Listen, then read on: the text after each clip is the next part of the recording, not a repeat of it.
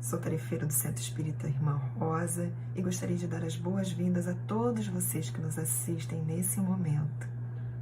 Que Jesus ilumine todos os lares, os corações e as mentes, a fim de que possamos entender as mensagens contidas na exposição de hoje e que elas nos auxiliem a superar tantos obstáculos, a superar os nossos desafios, sempre com muita fé e muito bom ânimo. O tema do mês de outubro é Revista Espírita 1858, um tesouro incalculável. E hoje, quem vai falar para a gente sobre o mal do medo é Alberto Leitão Rosa, também tarefeiro da casa. Mas antes de passar a palavra ao Alberto, faremos a leitura da página e a prece inicial, para nos harmonizarmos antes da exposição doutrinária. A página é do livro Fonte Viva, de autoria de Emmanuel, recebida através da psicografia de Francisco Cândido Xavier. É a lição 132, intitulada Tendo Medo. E tendo medo, escondi na terra o meu talento. Está em Mateus, capítulo 25, versículo 25. Na parábola dos talentos, o servo negligente atribui ao medo a causa do insucesso em que se infelicita, receber a mais reduzidas possibilidades de ganho, contar apenas com um talento e temer a lutar para valorizá-lo.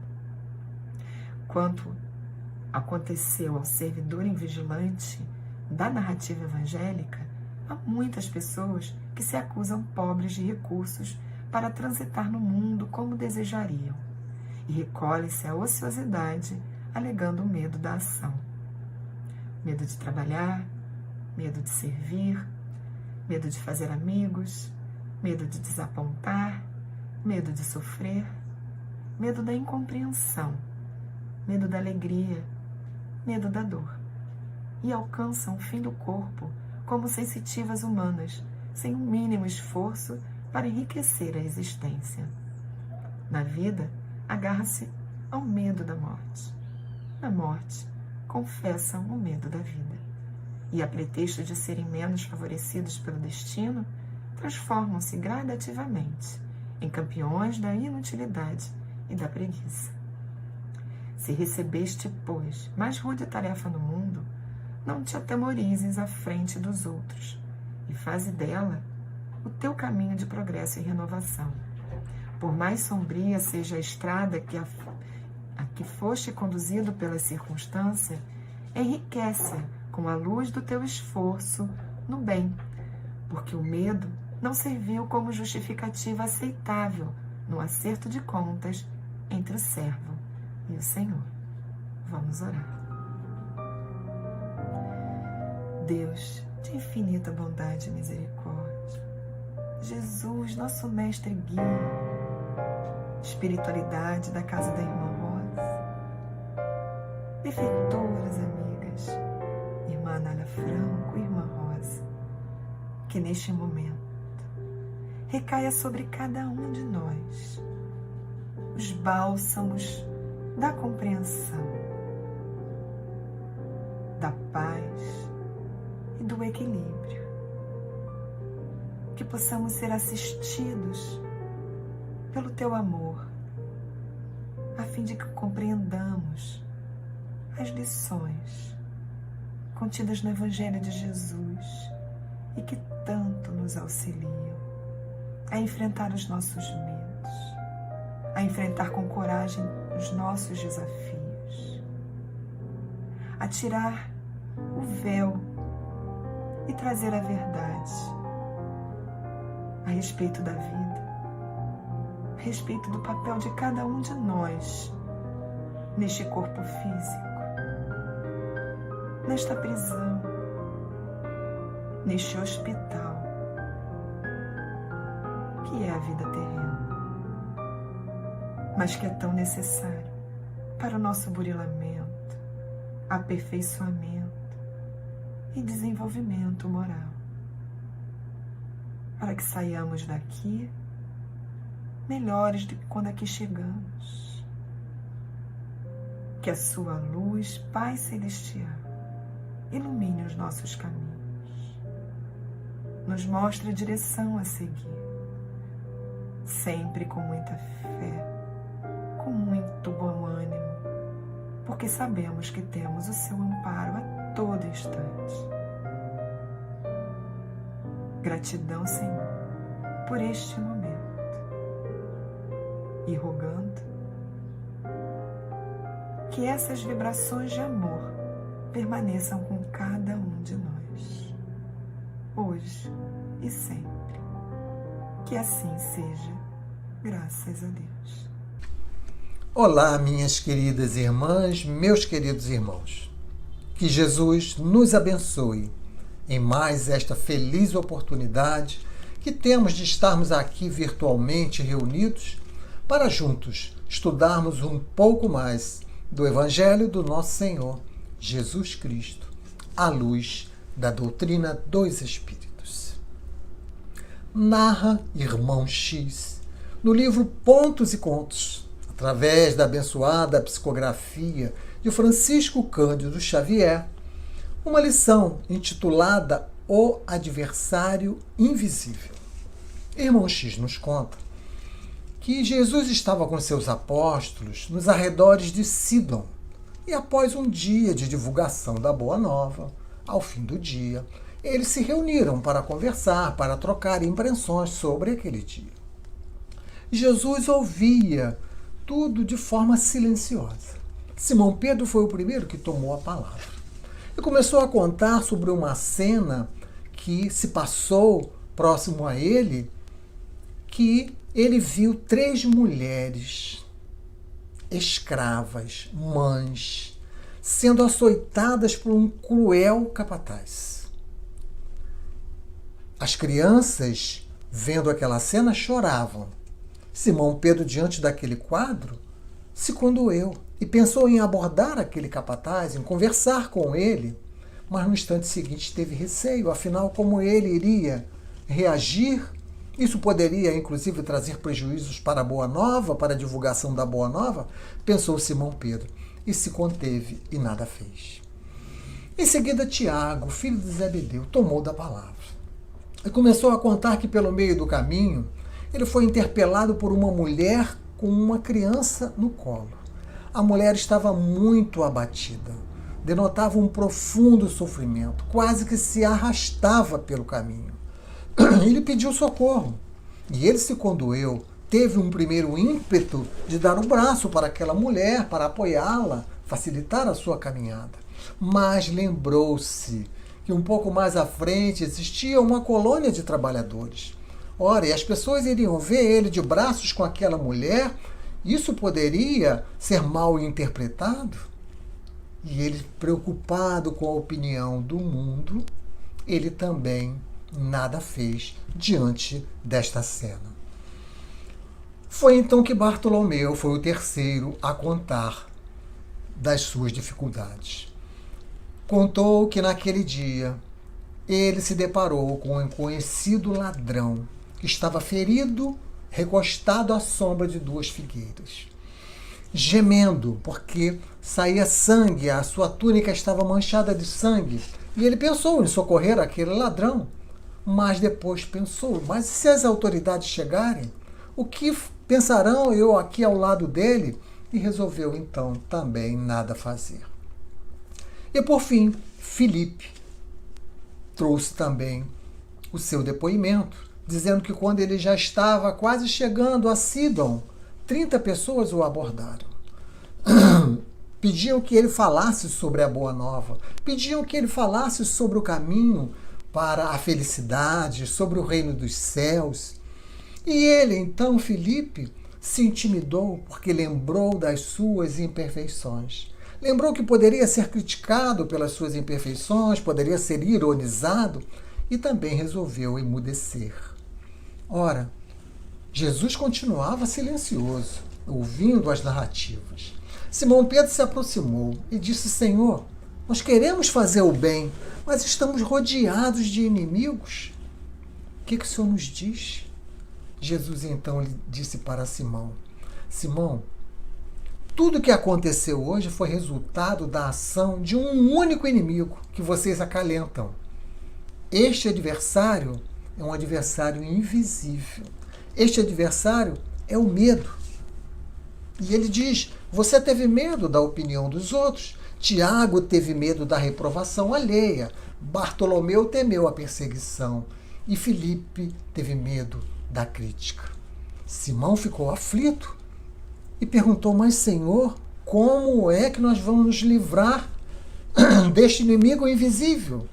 Foi então quando Jesus sorriu e de forma compassiva disse para Simão: quando o tempo e a dor difundirem entre os homens a verdadeira compreensão da vida, a necessidade do amor ao próximo, o medo não mais existirá. E esta é a passagem que escolhemos para pedir a atenção de vocês, para colocarmos as nossas mentes e corações na sintonia do tema que se apresenta para hoje, como foi dito pela nossa irmã Patrícia, né?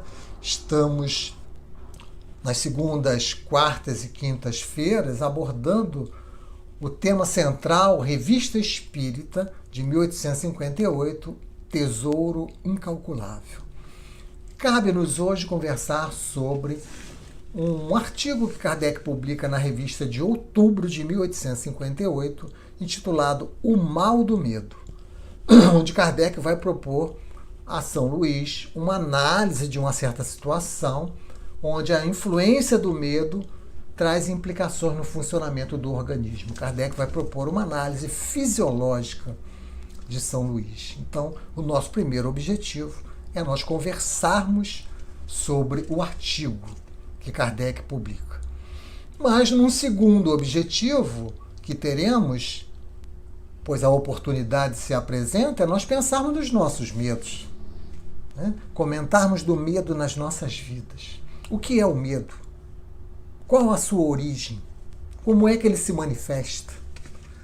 A página lida pela Patrícia já falou, Emmanuel já falou nos diversos medos que sentimos, né? Lá ele cita o medo de trabalhar, o medo de servir, o medo de fazer amigos, o medo de desapontar, de sofrer, o medo de ser incompreendido, o medo da alegria, o medo da dor, o medo da vida, o medo da morte, né? Onde ele traz aquele servidor que enterra o seu talento, né? Como epígrafe para poder trazer o seu comentário sobre o medo. Então vamos conversar sobre o medo, tendo principalmente por base aquilo que Joana de Ângeles e Hamed trazem a esse respeito. Para chegarmos num terceiro e último objetivo, que é nós procurarmos instrumentos para nós lidarmos com os nossos medos.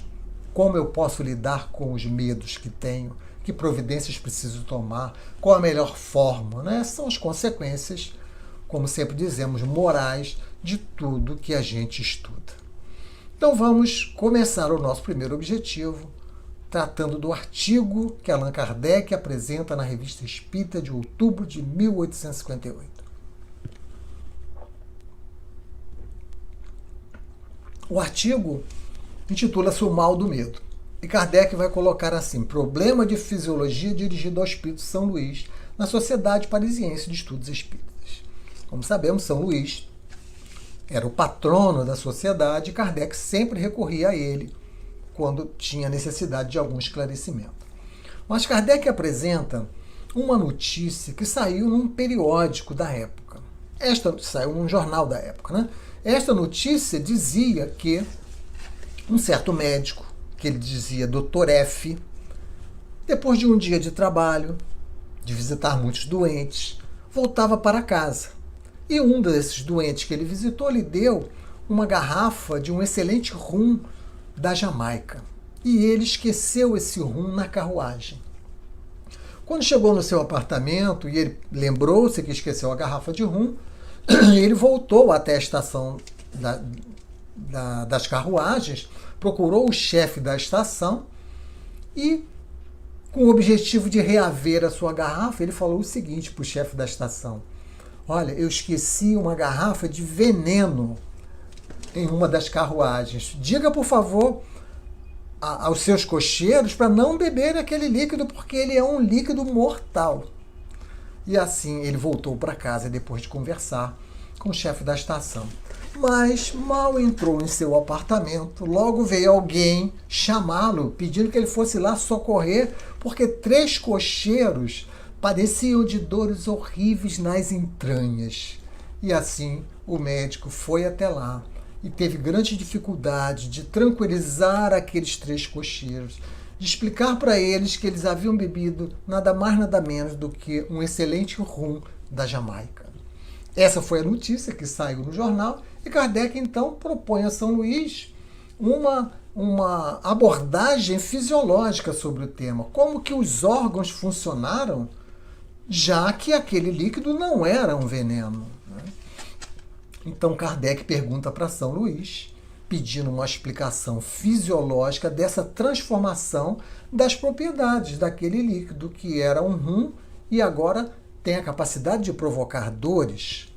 E Kardec diz: olha, eu sei que isso é possível através de uma ação magnética, mas não houve ação magnética, houve apenas a imaginação.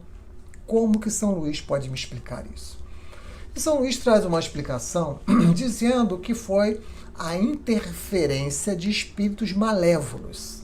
Os espíritos queriam brincar, se divertir, inspiraram aqueles homens a tomarem o rum e depois, diz São Luís, fizeram passar no sangue um arrepio de medo, um arrepio magnético, de São Luís, que distende os nervos, que produz uma sensação de frieza. E qualquer sensação de frieza no abdômen provoca cólicas. Então, ele explica desta forma que os espíritos queriam se divertir, mas que a morte não aconteceria, porque afinal não era um veneno. E até confirmando o que ele diz lá no livro dos médios, no Laboratório do Mundo Invisível. Há uma pergunta que Kardec faz, se era possível transformar uma substância em veneno e se esse veneno poderia levar à morte. E São Luís diz que não, porque isso não seria permitido. O oposto, sim. Você pegar uma substância e dar propriedades salutares que pode curar. Isso São Luís diz que sim. E é o que acontece com a água fluidificada, como sabemos, né? Quando há magnetização da água, a água adquire propriedades que poderão ajudar a tratar das nossas enfermidades. Mas Kardec ainda coloca uma observação nesse artigo, né? Aventando uma outra possibilidade, além daquela que São Luís dá, dizendo que poderia também ter havido uma irradiação à distância através do pensamento do médico quando disse que aquilo não era um rum e sim era um veneno. Mas, enfim, as possibilidades são variadas, né? Kardec diz que isso que ele estava apresentando não destruía a teoria de São Luís, mas que seria uma outra possibilidade. O fato é que houve uma autossugestão, uma influência do medo, e o organismo reagiu e sentiu dores. O que o medo é capaz. E a gente sabe que o medo produz, de fato, uma série de consequências no nosso organismo físico, né? Então, a proposta é nós conversarmos um pouco sobre o medo, tendo este ensejo dado a partir desse artigo, né? É interessante nós percebermos que Kardec, né, ele intitula a Revista Espírita de Revista Espírita, Jornal de Estudos Psicológicos. Ou seja, ele sempre teve a intenção de fazer estudo científico da mente, do comportamento do homem, né? E por isso que ele traz esse artigo. Mas vamos então passar para o nosso segundo objetivo, né? Agora, motivados pelo artigo de Kardec, vamos pensar no medo. O que é o medo? Vamos nos utilizar, como falamos, daquilo que Joana de Ângeles traz em diversas obras e Hamed também. Ora, o medo é uma situação que nos ameaça, é uma situação desconhecida, é uma situação que nós sabemos que não sabemos o que vai acontecer no futuro. E daí vem o medo, esse sentimento de insegurança, que pode ser relacionado a uma pessoa, a uma situação, a um objeto. Este medo ele pode ser real, ou seja, de fato há um perigo, e ele pode ser imaginário. Não há perigo, mas assim ainda nós sentimos medo. E é importante a gente já perceber isso para vermos quando que o medo precisa ser tratado, tratamento médico, e quando que ele não precisa ser tratado. Mas o medo vai alterar as nossas emoções, os nossos sentimentos, vai provocar em nós inquietações, angústias. Sabemos bem o que é isso. Mas há também uma parcela do medo que é positivo, que é aquela que nos previne, nos autopreserva, como sabemos, né? Algo que vem de Deus, vem do instinto de conservação. Então o medo faz com que o nosso organismo libere hormônios, né? Como a adrenalina, por exemplo, que vai acelerar o nosso batimento cardíaco e vai nos preparar para uma possível luta contra aquele medo ou uma fuga daquele medo. Então isso preserva a vida, amplia o nosso instinto de autodefesa. Ora, o medo que se trata, vai dizer Joana de Ângeles, é aquele que é o medo irracional, aquele que não tem uma razão lógica. Fora isso, não se fala em tratamento de medo, né? Mas precisamos racionalizar o medo para administrarmos o medo na nossa vida, de tal maneira que ele não venha a atrapalhar o nosso dia a dia.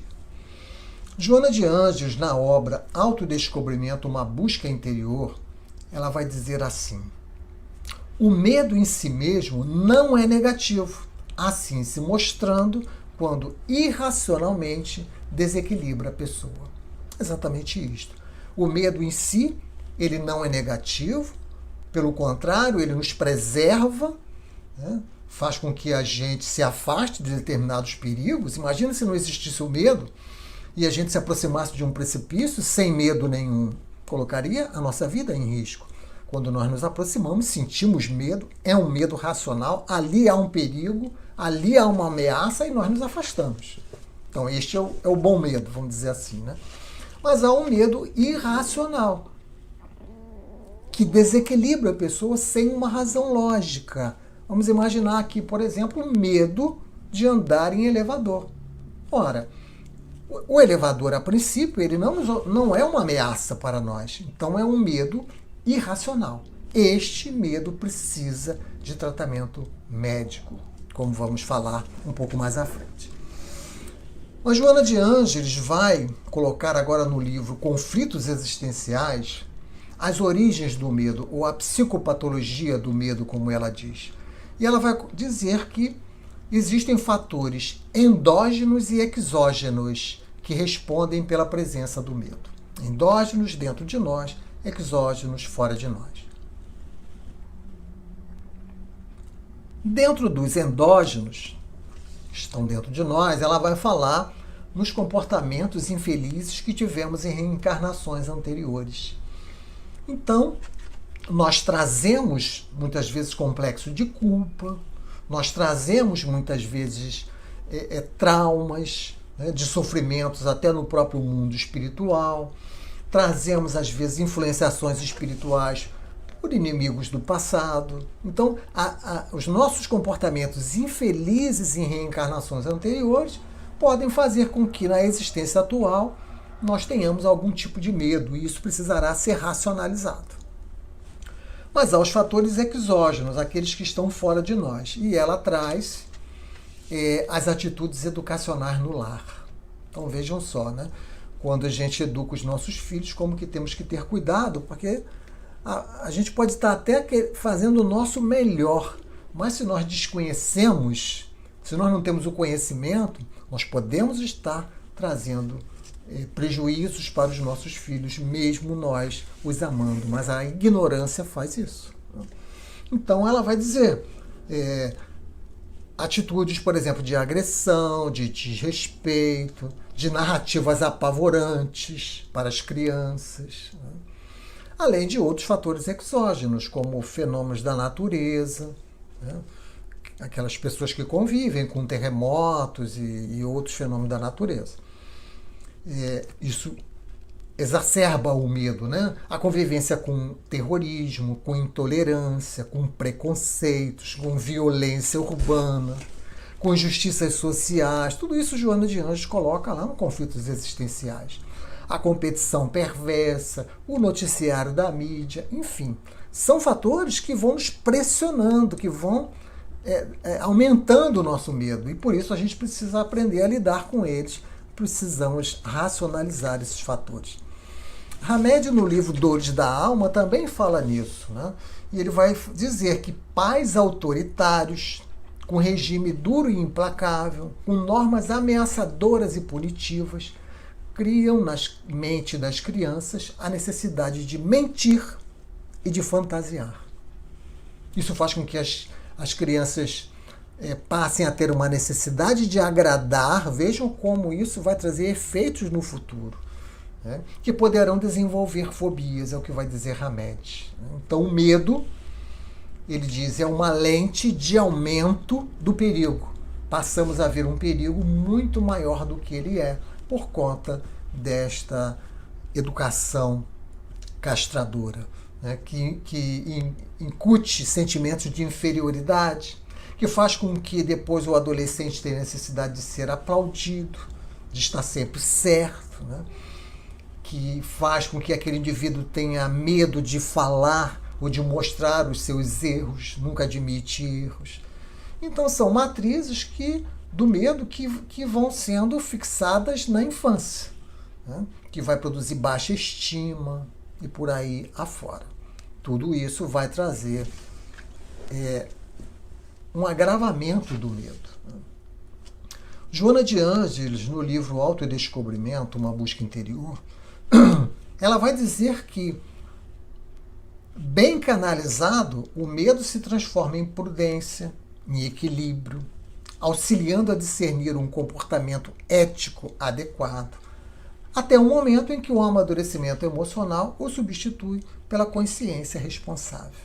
Então, o objetivo da vida é nós assumirmos a nossa consciência responsável, né?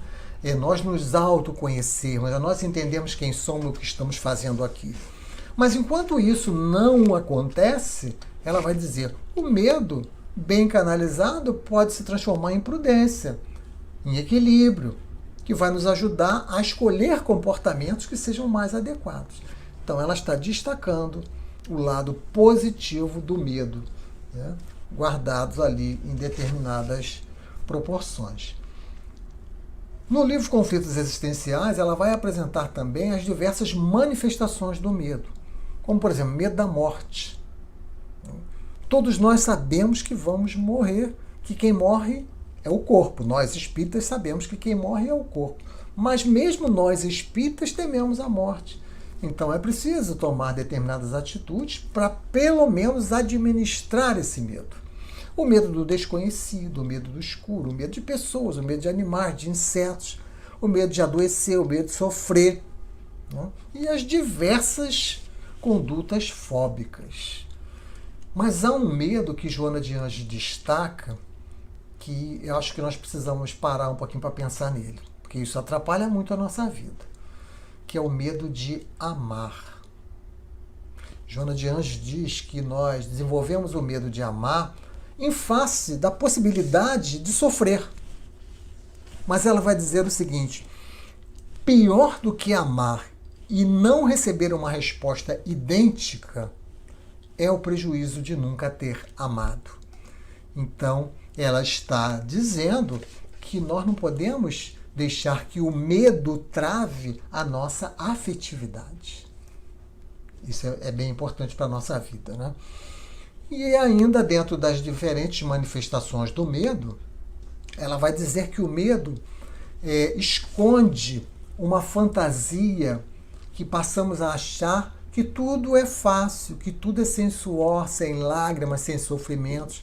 Ou seja, fantasiamos o mundo, vivemos na ilusão do mundo. E exatamente no que nós precisamos é despertar dessa ilusão, porque estamos num mundo de provas e expiações, entendendo o processo evolutivo, há sofrimento, há lágrimas, há suor, há dores, e ainda assim nós vamos superar tudo isso. Então é preciso trazer essa racionalização, como no momento que estamos vivendo ainda, né, da pandemia. Então, como agir diante da pandemia sem o medo que vai nos paralisar, e eu vou me trancar dentro de uma bolha, e sem também o negacionismo que vai me fazer acreditar que não está acontecendo nada. Então é preciso ter um caminho do meio, um caminho onde eu vou ouvir as autoridades competentes e vou tomar as minhas atitudes de forma responsável. Ainda na obra Conflitos Existenciais, Joana de Ângeles vai agora nos ajudar a entrarmos no nosso terceiro e último objetivo, que é a melhor forma de nós lidarmos com o nosso medo, né? Se possível, erradicá-lo ou pelo menos administrá-lo.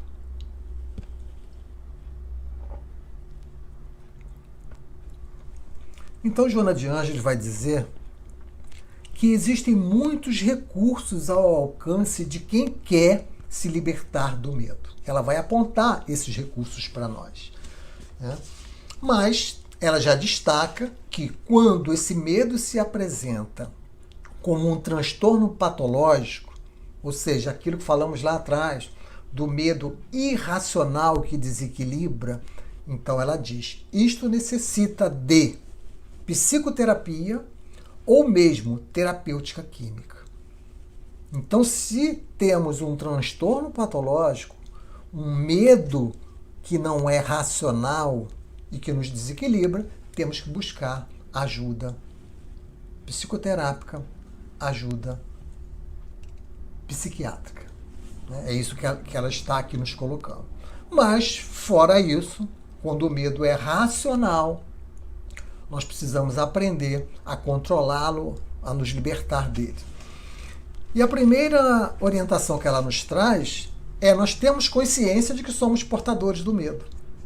Porque se eu nego o medo, como por exemplo falamos no medo da morte, não quero nem conversar sobre isso. Nem penso nisso.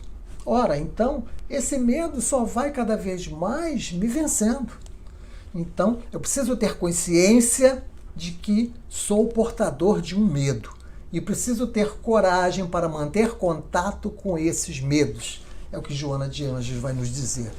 Então eu preciso encontrar informações que possam me fazer racionalizar aquele medo para que ele possa diminuir e me deixar viver a minha vida sem grandes dificuldades. Porque há medos que às vezes nos impedem de fazer as coisas de forma natural na vida. Então, por isso que aqui estamos buscando ajuda de Joana de Ângeles para nós entendermos como nós podemos administrar o nosso medo. E ela vai dizer que a grande terapia para todos os tipos de medo é a terapia do amor. Amor a si mesmo, amor ao próximo, amor a Deus. Ora, mas isso alguém já nos disse, né? Essa proposta já foi nos apresentada dizendo que ela resume todas as leis e todos os profetas.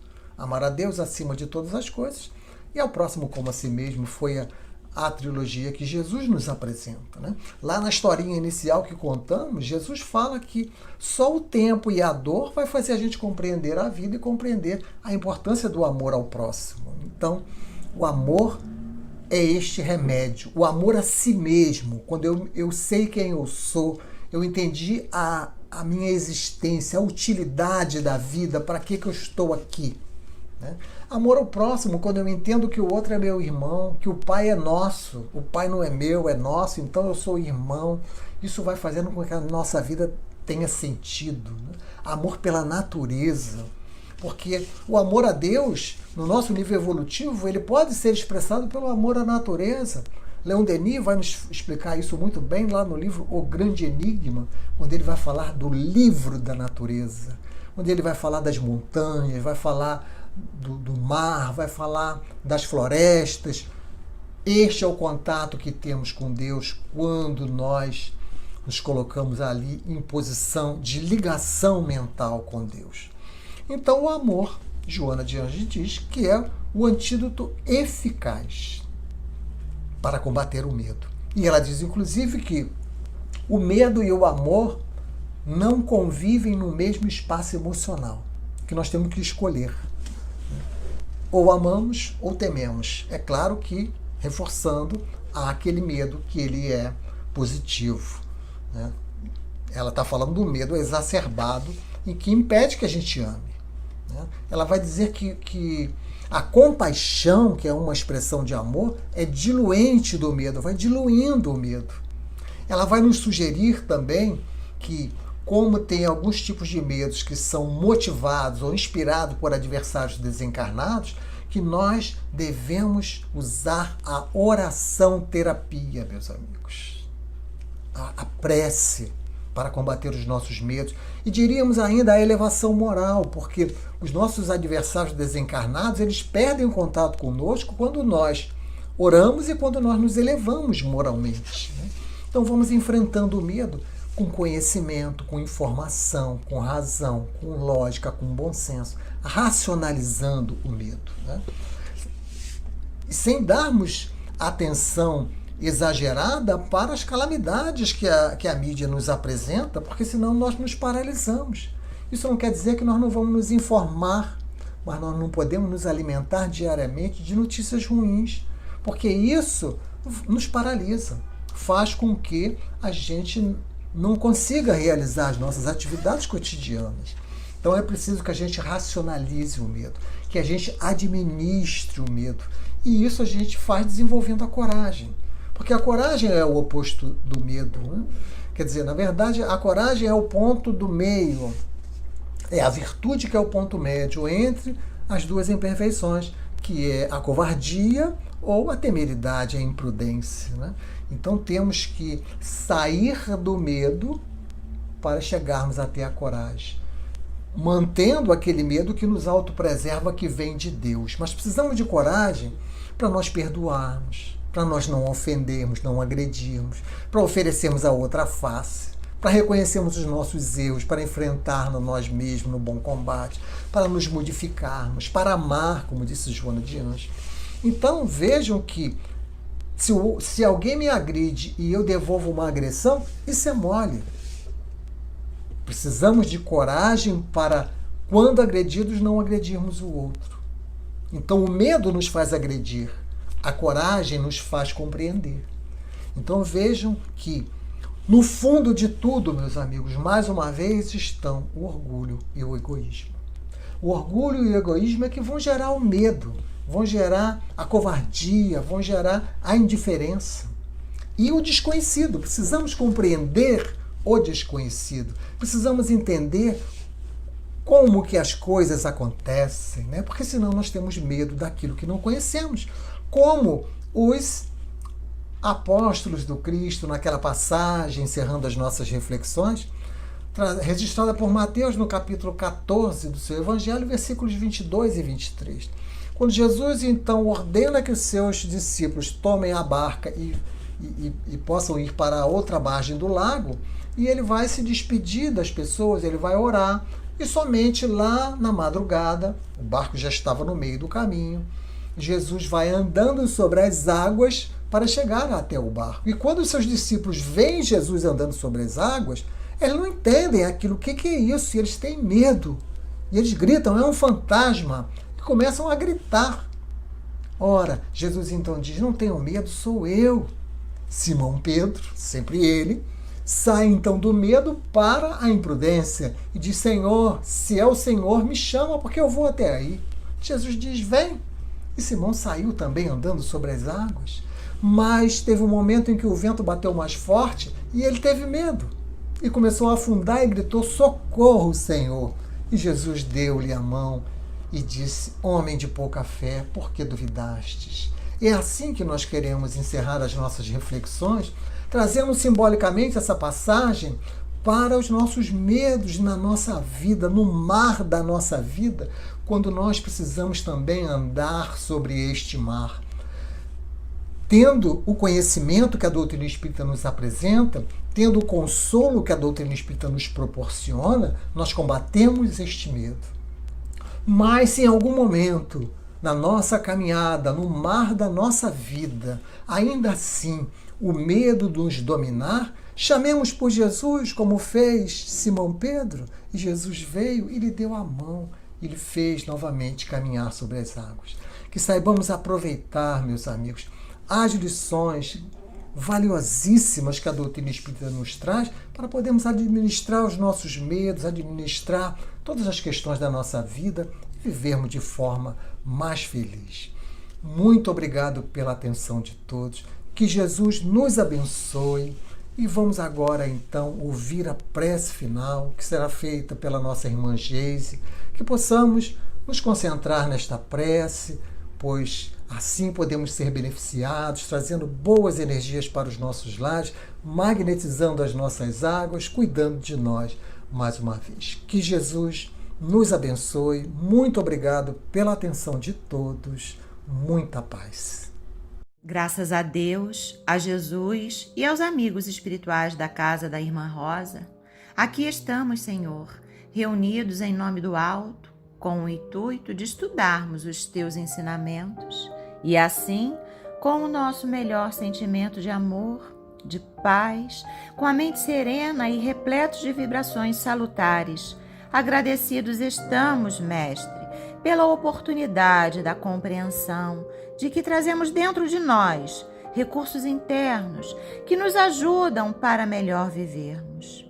E que junto a Ti, querido Mestre, alimentamos com o pão da alma, fazendo crescer dentro de nós o homem novo. Te buscamos, Mestre, para que possamos seguir o Teu exemplo, os Teus ensinamentos e a Tua sabedoria, na intenção de ser um melhor instrumento da vontade do Pai. Te rogamos, querido Mestre, irmão mais velho, amigo Jesus, que a Tua presença se faça em cada lar, envolvendo a todos os familiares. Abençoa-nos, ilumina os nossos caminhos, serena os nossos corações e clareia a nossa mente, para que possamos sentir a Tua presença traduzida no sentimento de amor, de paz, alegrias que trazemos dentro de nós. Te rogamos que nos ampare, querido Mestre e médico de nossas almas. Pela fluidificação das águas, estamos aqui te rogando nesse momento. Que os elementos necessários sejam colocados através dos fluidos de amor para que possamos melhor viver. Te buscamos, Mestre, porque estamos conscientes de que o Senhor é o nosso caminho que nos conduz à verdade, para a verdadeira vida, a vida celestial. Muita paz para todos. Graças a Deus.